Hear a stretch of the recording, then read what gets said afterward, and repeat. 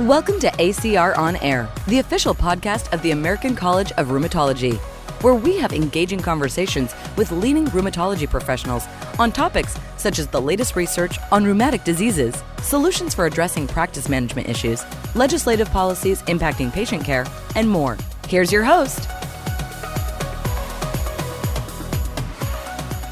Welcome back to another episode of ACR On Air, the official podcast of the American College of Rheumatology. I am your host, Dr. John Hausman. Show notes for this episode can be found at acronair.org. You can also find our previous episodes on Apple Podcast, Spotify, and on your favorite podcast app. Placebos are the frenemies for rheumatologists. Placebos are our friends when they help our patients feel better. I think that sometimes we inadvertently use placebos in an effort to reduce pain. For instance, we sometimes use medications that don't have great evidence for their efficacy. For example, hydroxychloroquine for hand osteoarthritis, or even gabapentin for fibromyalgia. But they sometimes make a real difference in patients' lives, perhaps because of the placebo effect. At the same time, placebos are our enemies in clinical trials. The placebo effect makes it much more difficult to show the benefit of a new drug in research studies. For instance, trials in osteoarthritis, rheumatoid arthritis, and lupus often report a significant placebo effect, up to 30 to 40%, so that a drug that even has laboratory evidence for efficacy will not be very easily distinguished from the placebo. I even read some papers suggesting that the placebo effect in clinical trials actually seems to be increasing over the last few decades. But what exactly is the placebo effect, and how does it work? For what type of symptoms does the placebo effect work, and for which symptoms is it ineffective? What are the ethics of giving patients placebos during routine clinical care? How about open-label placebos?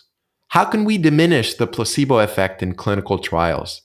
What's the nocebo effect? To answer these questions, we've invited one of the world's leading experts in the field, Ted Kaptchuk. Ted is a professor of medicine at Harvard Medical School and director of the Harvard-wide Program in Placebo Studies and the Therapeutic Encounter at Beth Israel Deaconess Medical Center. He's also professor of global medicine and social medicine. I tell you, this is one of those conversations that beautifully illustrates how complex our brains really are, and it explains a lot of what happens in our clinics and in our research studies. And I truly hope that you will enjoy it as much as I did.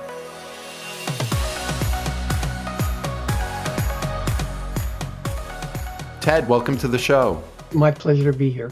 Tell me, how did you first become interested in studying the placebo effect? Well, I was hired by Harvard Medical School in the BI, Beth Israel Deaconess Medical Center, to research alternate medicine, especially Asian medicine, but all kinds of supplements, whatever they wanted. And they brought me in because I was trained in China in Chinese medicine years and years ago. And they had to rehabilitate me. So they sent me to study with some of the greats of all time. It's really fun. I had great mentors and learned statistics, epidemiology. And one of my great mentors, he said to me first, Ted, you know your job is to see whether these therapies are more than a placebo effect. And I went, Fred, explain to me that placebo effect. In China, there was no placebo effect when I was studying there. You know, I knew what it was, but anyways, but it wasn't, certainly I didn't know. And Fred said to me, the placebo effect is the effect of inert substance. This person was one of the great statisticians of all time. And I said, he's telling me an oxymoron. He's saying the effectiveness. And I'm going, what is going on here? And then I realized the whole passions that are aroused by alternate medicine, you know, people are just so against it and so for it. And then I said, you know, no one knows exactly what this placebo effect was. And I said, I'll study that instead. So I shifted. I was able to get some grants very quickly because no one had put in grants for placebo effects in years. And I became a placebo researcher. It's incredible. And we certainly deal with placebo effects in rheumatology all the time. You know, when reading the latest research about some new drug, there's always a very strong placebo effect. And, you know, like you, I've always wondered, like, what the heck is going on there? So over the years, what have you learned about what causes the placebo effect and what is it? First of all, It's not the effect of inert substance. I said that really clearly. It's not microcellulose in the pill that's doing anything, right? Actually, with everything that surrounds that pill. So that means the rituals, the symbols, the acts of human kindness. And that's not quite enough either. You also have to have some kind of treatment where a patient's hope gets pegged onto. That's a descriptive definition which avoids mechanism.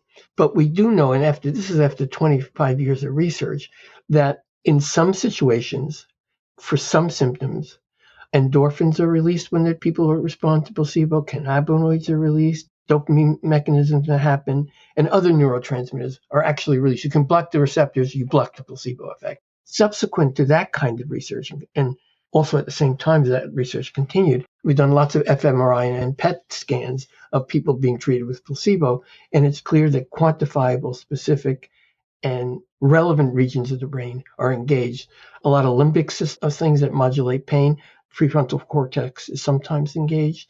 There's a neurobiology there that I don't know if it really tells us everything, but it tells us a lot.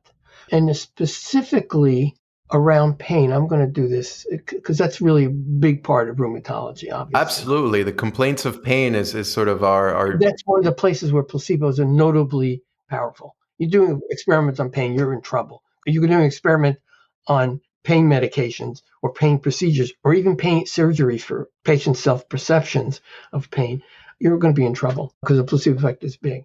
So I would say that a lot of things go into this, but I'm going to say this simple. Placebos don't shrink tumors. Placebos don't cure malaria. They don't lower blood pressure. Maybe for 3 minutes in a doctor's office. It's transient, doesn't count. We know that because when you compare, people, that's intuitively obvious. So where do placebos make the biggest dent in what we do? And I think actually, I'll say it's strong. I might even say it's the strongest. I actually did a lot of research trying to find objective changes in pathophysiology for placebo treatments. Even though we know there's an underlying neurobiology, where does it really work? We have no evidence that it changes objective measurable pathophysiology. We have lots of evidence. Some of it is really good. Some of it my team has produced is really, I think, most compelling, that placebos work primarily for, if not exclusively for, symptoms that are symptoms having to do subjective symptoms that rely on patient self-evaluation, self-perception. Those includes pain, but also includes things like cancer-related fatigue, menopausal hot flashes. There's a lot of research on these kinds of things. I'm mentioning low back pain and osteoarthritis for sure.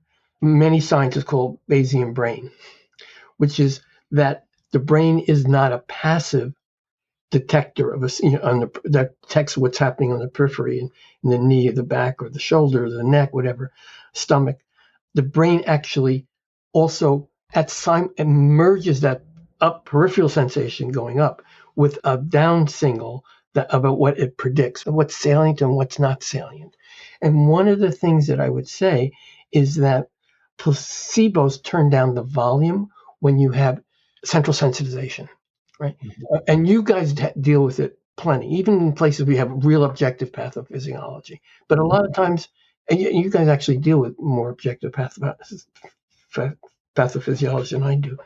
So that where I see the placebo effect having benefits that are demonstrated that I'm confident exist, and what I mean by placebo effects is more than no treatment, meaning more than spontaneous remission, tincture of time, and natural fluctuations, right? Because the placebo response is a much more complicated thing, right? In a randomized controlled trial, there's maybe a placebo effect, but it's also people get better by themselves all the time, go back and forth. Right? So I'm talking about a real placebo effect because that's what my living is, studying the real placebo effect. Someday I'll study natural history, and that's where I think the placebo effect has the biggest bite, most power. In fact, the only place I think, because I've never seen evidence that convinces me otherwise, and I've tried to prove that the hypothesis does change your pathophysiology many times and never could. Most of those articles wind up in very top tier journals. Maybe we'll talk about one of those studies or two. That's sort of my long answer to a very brief question, and we may have to unpack it. Yeah, I love it. And I love you bringing up central sensitizations because that is something that we've actually discussed here in a podcast. We've invited Dr. Howard Schubiner a few months ago to discuss central sensitization and the role of that in people with rheumatic disease and lupus and rheumatoid arthritis. Oh, I want to hear that lecture. I really pay attention to central sensitization. I think it's really part of what I'm dealing with. Yeah, absolutely. And I think I remember reading studies about rheumatoid arthritis and for instance, the role of meditation or something that really doesn't change the pathophysiology, but it makes people feel better. Absolutely. And that's what the placebo does. The difference is you don't have to do anything except take a pill. Yeah. But the question is, you can't give that pill unless it's ethical, right? Yes. So at some point we could discuss that, or we can do it. Whenever I think about the placebo effect, I also think about its opposite, the nocebo effect. Can you talk a little bit about what that is? Sure.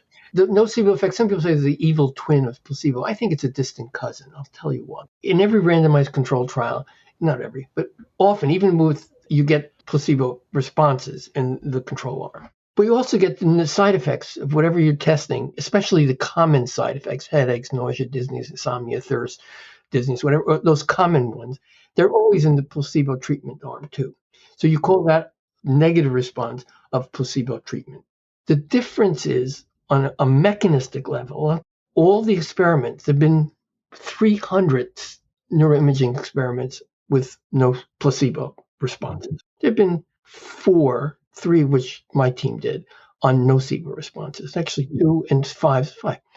All the ones that look at the brain image of the nocebo responses that see the hippocampus engaged. That is never engaged in placebo responses, right? So the question is, what is that about? And I think that what that's about, obviously, I think people say the hippocampus is anxiety and worries, lots of things there. That's one of them. And what it is that a lot of the times when people say, I got a headache, they had that headache at baseline. And then they go into a trial and they say, do you have any side effects? Do you have anything, oh, I got a headache. Misattribution. I think it has to do with anxiety and worry and misattribution in the context. But there is a nocebo effect. I think figuring out ways to reduce it is very important. I've been working on that. Haven't made as much progress as I wanted to, but I have some good ideas, maybe, but they're not based on solid evidence yet. But that's what the nocebo effect is. I see, I guess, the placebo effect as a good thing and as a bad thing, depending on how you look at it. In the clinical setting, right, maybe the placebo effect might be good when you tell somebody that, take this medicine and it may help, and it actually does. Yeah, but it's actually no more than a placebo, right? That's a gray area that all physicians are in, and I would like to comment on that later. And we'll touch on that. And then, I see the placebo effect as an impure placebo. It's not microcellulose. It's a drug that ain't going to do much. Yeah, and then sort of the bad side of placebo as a researcher is that it ruins my data, right? Like, what's up with that placebo? So, I'd love to discuss with you how we can both leverage the placebo effect in an ethical way, in some sense, during the clinical encounter. And then secondly, think about how can we minimize the placebo effect in clinical trials, if that's even at all possible. When I used to go to the IRBs in the early days, they always had a full hearing. They had extra people come in because I was doing experiments on placebos. They got really, really worried about it, right? Placebo is tainted by the idea that it's trickery, that it involves deception, concealment. We're not allowed to give an intervention where we conceal information from patients unless they have mental handicaps, when you ask the person who's in charge, your guardian. That's unethical, right? So the question for since the randomized controlled trial discovered placebo effects, because it actually wasn't, I'm not sure it's in nature. Anyway, I'll stop there. Discovered or detected placebo effect. It was the first time in human history people deliberately gave nothing or what they thought was nothing into a real treatment. That's only 1950 or 50s, start 40s. It was an assumption that if you told people that it was a placebo, it wouldn't work, right? I did about 15 years of research with using people on double-blind placebos, occasionally in laboratory experiments, deceptive placebo, where I debrief people and what have you. But after 15 years, I said, I'm giving up. And the reason I said I had a crisis, and it's like, Ted, everything you're doing, at that point I said, you can't use clinically. What the hell? And I'll talk about the doctor-patient relationship, but a separate thing if you ask me. So then I said to myself, what's the reason I can't, it's not able to, I can't do, it's not going to be clinically applicable. All these nice effects you get in fibromyalgia and osteoarthritis of the knee or low back pain, and you can't use it. And by the way, if the big meta-analysis, 75% of the drugs that are mostly used for treating medically unexplained symptoms or central sensitization symptoms, the placebo response is at least 75% of that effect. You analyze the data that way. And I went up to my colleague at the Beth Israel, Tony Lembo, and we had done some really nice experiments with IBS patients, double blind. And I said, Tony, I need to find out what everyone believes is true or not, because will telling a person they're taking a placebo take away the placebo effect? And I said, I want to randomize a certain number of irritable bowel patients to maintain their whatever maintenance therapy they're on. And the other half, I want to randomize to the exact same, maintain your therapy, and give them placebo pills. The IRB made me say, have them sign over it that I know I may get a placebo or nothing. And Tony looked at me and said, Ted, this is the craziest thing you ever did. Let's do it. But I said, Tony, we have to get a grant first. And he said, Ted, you'll never get a grant for it. I'll take the patients, you recruit the patients and pay for the parking. And we published the paper in 210 in PLOS Medicine, not a great journal, but a good journal.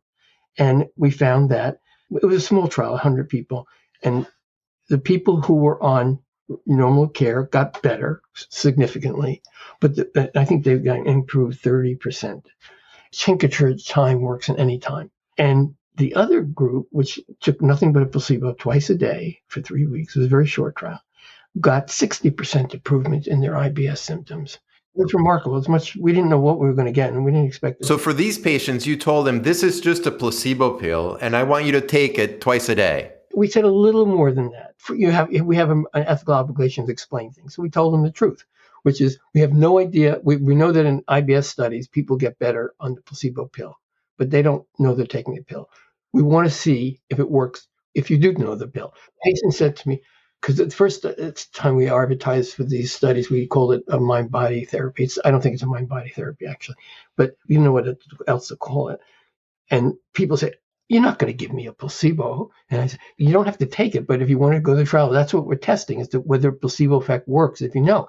And they said, this is crazy. I don't believe this is going to work. We said, we don't know if it was going to work. So a huge amount of uncertainty, which is an important thing to say here, because everyone thinks that you have to believe or expect to get better. We asked our patients in all our trials, do you expect to get better? This set of trials, which is the last bulk of trials I've done, are all on chronic pain patients or chronic symptoms like cancer-related fatigue. Do you expect to get? And they say, no, I've been to the doctor at the BI, I've been to the doctor at the Brigham, I've been to the Cambridge Hospital, I've been to a chiropractor and acupuncture, and these are all the pills I take. And so these are difficult to treat patients. We got better. Since then, there have been over a dozen randomized controlled trials, a little more elegant and a little longer, larger sample size. And we had a couple of NIH grants to do some larger ones. And what we found is it's pretty consistent. And we've done 2 replications in IBS, one in pediatric IBS at the Children's Hospital, and another big replication of this study, which I'll talk about in IBS. And there are 2 studies, independent studies on low back pain. There is 3 studies on cancer-related fatigues at independent places, one in osteoarthritis of the knee, a menopausal hot flashes, a couple of others. But basically, with the same kind of design, and usually a little bit fancier, where people who added open label, these are refractory patients. These are not first-line treatments that people come to us for drugs that work, right? And these people have tried 3 or 4 drugs. And actually, the average number of people, for instance, in our IBS study, have been to 3 GI doctors before they get there. You understand that to go into a trial, and I'm sure you understand it, in the Harvard system is like, you have to be really desperate because of parking and all the, and actually our patients talk about, we've published a lot of qualitative interviews with patients, and people talk about despair and desperation as much as they talk about hope. They never talk about they expect to get better. There's something we call this open label placebo. I don't know if it's ready for big time, but it does conform to the AMA's Code of Ethics. And I just entered a series of serious negotiations with the FDA, and the FDA has said, and it's actually part of the public record, that there's no regulatory barrier to using open label placebo. So that's a big achievement for me. So there are ways of using open label placebo, and it's really about what we would call medically unexplained or inappropriate amplification of symptomatology. The pathology doesn't match what patients are expressing. Yeah, it's crazy. I mean, I actually had one of the patients enrolled in your placebo study with Which one? IBS. Oh, great. Yeah, I won't reveal their name here. No, I know, of course not. No, I mean, which study? I don't know. So it was an IBS, and I think it's one of your open label placebo studies for IBS. And I remember that even after she finished the study, she continued taking placebo pills when she was at home. And, she's like, well, it works, right? I got to tell you, it is so weird. I'm so glad you're not allowed to tell me. I don't want to know. We don't have IRB approval to follow patients after our trials, but a lot of our patients stay on placebos. And my private practice, which is minuscule, I've had a few patients on this for 2 or 3 years. And when they go off, it gets worse. When it goes back on, they get better. Not for everyone. It's for some people some of the time. Obviously, it's like any drug. It doesn't work all the time. I'm really glad. I like to hear those anecdotes.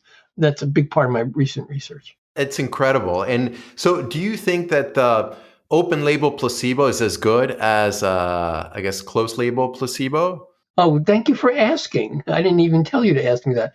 2021, that's 2 years ago, Dr. Lembo and I did a study with 260 patients where we compared open label placebo with IBS patients, open label placebo versus double blind placebo. It was a 4-arm study, a medication that might have an effect, which was peppermint oil, a double blind placebo, an open label placebo, and no treatment control. Peppermint oil did nothing more than placebo, but there was no difference between double blind placebo and open label placebo. That was one of the favorite experiments because to get that funded was amazing.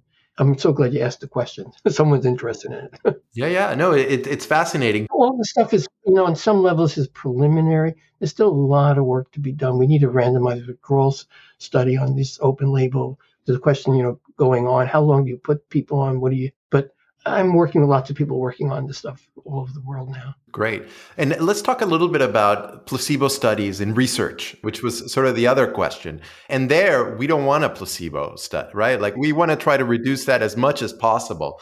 So in your knowledge of the placebo effect, how could we try to minimize the placebo effect? Thank you very much for asking and saying, let's talk a little bit because there's not a lot to say. Because if I knew how to answer your question well, I'd be a very wealthy man and working for the pharmaceutical industry. But I think that the problem is all the drugs that placebos really will actually provide significant relief. If you try all the things, people have all these tricks they do, like have little doctor-patient relationship, less intense in doctor-patient relationship, or fewer visits during the trial. When they get rid of the placebo responders in a run-in, which is very common, right? You run, none of them do anything because what they do is take out the people who respond to the drug too. It's really weird. I mean, so far, I have not seen a way of doing it. And there are some really great people at Mass General, like Mauricio Famba is working on an interesting randomized sequential design that he thinks might work. I don't know if we can say it really works, but I spent my career amplifying placebos. But in order to do that, sometimes I did things to lower them because I compare placebos with different kinds of placebos all the time, but I don't know how to lower it. And I think every time you try, you also lower the drug effect significantly. Interesting. You can't have one without the other, right? It's tricky. Sorry, I know that's really a major interest, but I would be a wealthy man if I knew the answer. Yeah, got it. No worries. We'll give you a pass on that. You mentioned briefly studies on knee osteoarthritis and the effect of the placebo effect. Can you speak a little bit more about pain? This was a study I didn't do. It was done in Germany by Karen Meiser, who's a placebo researcher. And it was just an open label placebo study on knee OA. It was on the elderly. And she got a significant effect that helped mobility. And that was what I was referring to.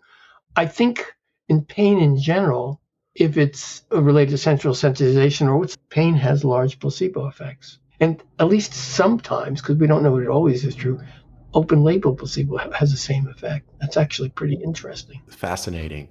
So knowing that patient comes into my clinic, they have NEOA or they have RA but continue having pain, they have lupus and have fatigue. Just trying to think about everything from like my interaction with the patient to what I tell patients to, perhaps what medications I give them. How can I improve their outcomes, or at least, patient reported outcomes, with all the knowledge that you've sort of brought to the table over the last few decades? I did one really nice, very big experiment. It was also done with RBS patients, where we give different dosages of the doctor-patient relationship.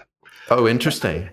And we had a low for a very truncated, actually, we just truncated, very businesslike, and one really schmaltzy, really over the top, and a no treatment control because we want to make sure that we're getting something more than tincture at a time.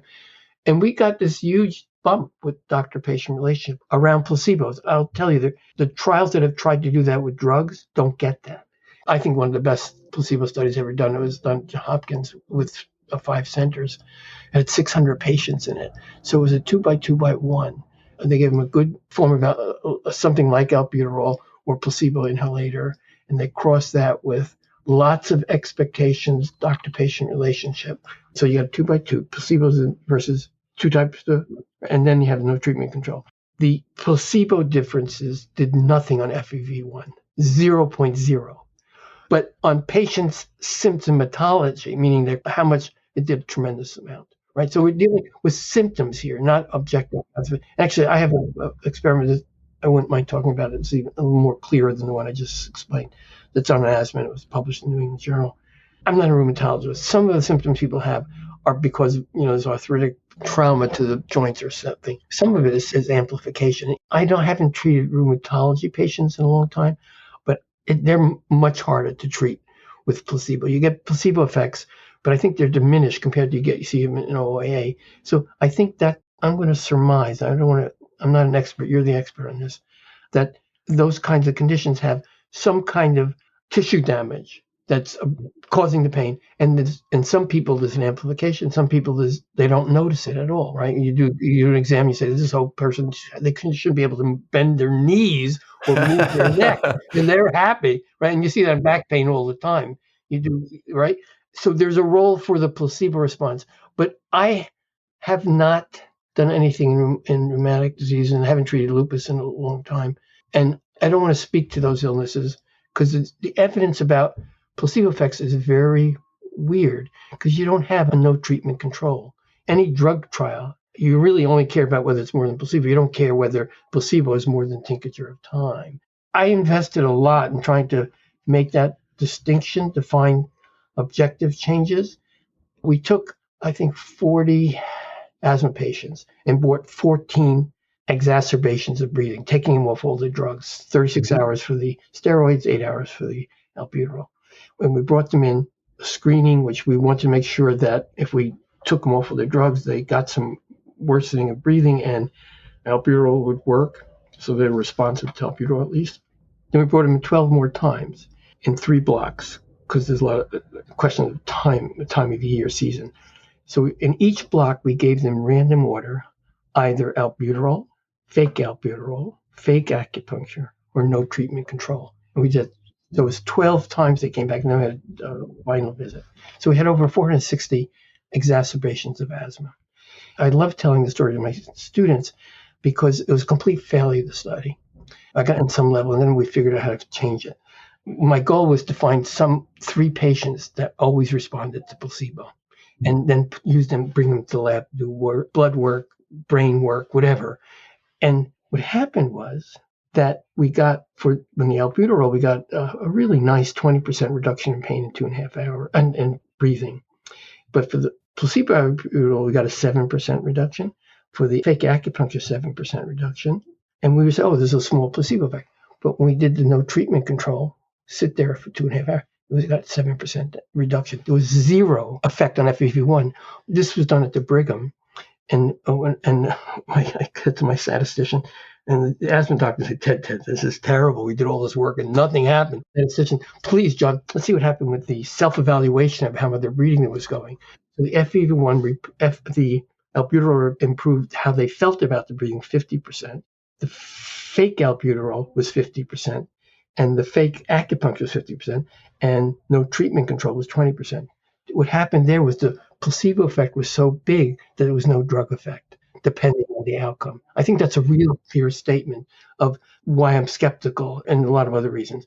But this was an attempt to get an objective change in placebos. I think there's great correlates of that in rheumatology. Let me hear, please. Let me hear. Yeah. So for instance, patients with rheumatoid arthritis, often have inflammation in their joints, and that can certainly cause pain. However, for many patients, even after you take the inflammation away and the joints become back to normal, they continue having symptoms. I think in that scenario is where the placebo effect may come to play. Also, very important, do never give a person a placebo on the first line of treatment. They will hate you. They don't want to hear the stigma of it's in my head. But if they fail 3 drugs, you say, maybe we can try this. Really important. And of course, you never say it's going to work. You say, we'll try it, right?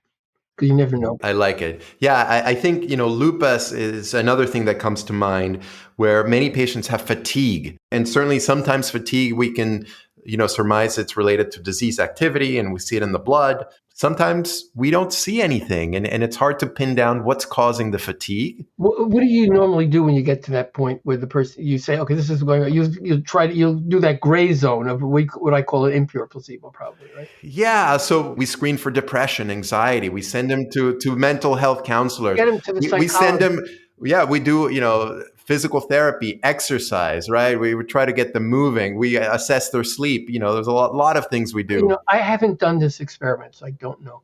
But I've been involved I organized one cancer-related fatigue. Cancer-related fatigue has no drug that's more than placebo. It's the largest after 6 months of being, quote, free of cancer. That's the major complaint patients have. And so there are 3 studies. I was involved in actually 2 of them. One was done at the Farber, it was small. One was done at the University of Alabama. One was done at MD Anderson. It's more recent. They get incredible effects. And the question is, it's not standard of care, but that's similar. Would you like to do an experiment on that with one of your patient group? I would love to see if that would work. The question is, I used to have money. Now I don't have money to give away. I gave away all money to get these experiments done. In an ideal world, the trial you would run would be what? Open label placebo in people with fatigue or in people with persistent pain? Yeah, chronic fatigue, that you're ready to send them to a psychiatrist. And it sometimes works, sometimes doesn't, but not much more than placebo effect. And this might be a worth thing to try for. I think we can send it for a pilot study. We can do an R21 and 35, or maybe they'd let us even do an R01 by using my data on other conditions that are similar. Actually, that would be great. We could use University of Alabama study, and I could say there's 2 other studies, and we want to see if this applies to. I love it that we're already trying to get me a grant. This is fantastic. I'm retired, but it's like I'm instinctive. Where's the grant for anything we're talking about, or the paper? Fantastic. So while we get that study going, what can rheumatologists do? I guess have an open discussion with patients saying, like, look, we've tried all these things. The placebo effect has been shown to help people in this scenario. How would you feel about, taking a placebo pill? So where do I get a placebo pill? Is that Amazon, or how do you get them? It depends on what hospital you're in. Some hospitals will give them, your pharmacies will supply them, but we can always buy placebos. There are many manufacturers that make placebos professionally. There are people on Amazon, but I'd rather get it from a company that has a good marketing credentials and does this like a major business. It's not that hard. But the other possibility is actually the Brigham. What hospital are you at? So I'm a Mass General now. Their pharmacy might supply it. And actually, one of my colleagues, Wilkes Spaulding, is doing a placebo experiment right now. And he's using one of the companies, I think, from Amazon.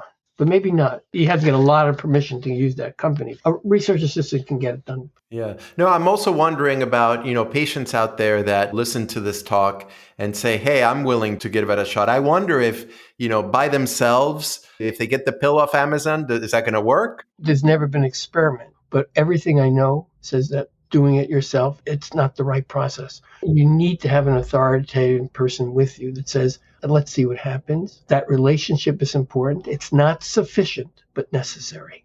Because I've done these tritations of small relationship, big relationship with placebo pills. Yeah, you Small mentioned that. relationship really doesn't get much more than no treatment. But when you put in a doctor in there, it doesn't have to be a very supportive doctor, a very schmaltzy thing, like I said before. Just a normal, supportive, kind interaction is enough. I think what patients should do is say, I've heard about this. Could we do this together? I love it. I love it. And I like your point saying that it's not that it's going to work, it's we'll see if it works. Uncertainty is real important. This has taken me so many years. We've done these amazing correlations in some of our big experiments. So we always ask, do you think you may get better or not? Most people come and say, I don't know, someone else will get a placebo for it. It won't happen to me.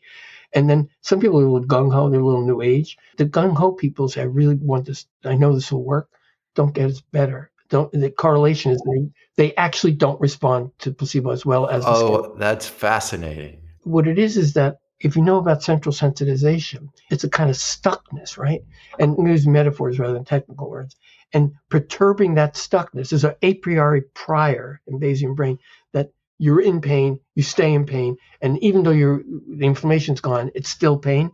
To just perturb that prior cognitive dissonance is the way to go. One of my psychologists once told me, Ted, all you're doing is putting a cognitive behavioral therapy into a pill, and the patients don't have to do any efforts. But we've published a lot of this qualitative stuff.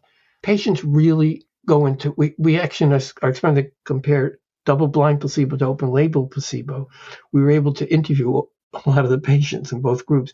People who thought they were on double-blind, they were okay, but the people on placebo would say things like, I'm getting better, but maybe it was a salad I didn't eat. And there's a lot of self-reflection because there was a peculiar situation. So you mentioned that people that are gung-ho about the placebo effect may not get its intended effects. They get a much smaller response. How about people that are completely resistant to the idea of placebo effect and that think that it's not going to work? If people don't want it, don't give it. I mean, obviously, and if you tell a person it's not going to work, it actually will, the cognitive message will work to stop it. If people say, this won't work for me, but I'll try, they have a good shot at it. Got it. It's those people that are sort of willing to try it. Yeah, not always, but that's an aggregate in our large correlations that we do. I love it. So tell me a little bit about how you see the future of placebo in this country. You mentioned discussions with the FDA. So how do you envision physicians and patients using placebos in the future? I don't have a good roadmap. I think the resistance in the medical community to this idea of, first of all, there needs to be more research. We need some randomized withdrawal studies. I can't answer some questions because we haven't done those studies yet. Physicians are trained. I teach at Harvard Medical School, right? I tell them we do these, everyone says it's not more than placebo, it's junk, right? That's what we train in every class we ever do on clinical medicine. So it's inbred, it's part of the physician's self-identity is that they don't use placebos. That's a hard thing to combat. Patients are willing to try it, especially people who failed 2, 3 drugs, 4 drugs. They're on board to say, I'll try anything. I don't know how to shift that. I think more research would help. But I think that a pharmaceutical industry getting involved in commercializing it, and the AMA Code of Ethics clearly says that as long as you tell a person it's a placebo, you can give them a placebo and explain to them what that means. I don't know if this will move forward. My conversation with the FDA were really good because they were in the context of chronic pain. The side effects, there are no nocebo effects when you tell a person it's a placebo. I'm not sure where to move it. I'm getting a little older to try to understand things, and I'm not a prophet. One last question that you mentioned, the nocebo effect. Thinking about how to minimize the nocebo effect in rheumatology, many of our medicines that we use have potential toxicities and nausea and vomiting and immunosuppression and infections and even death.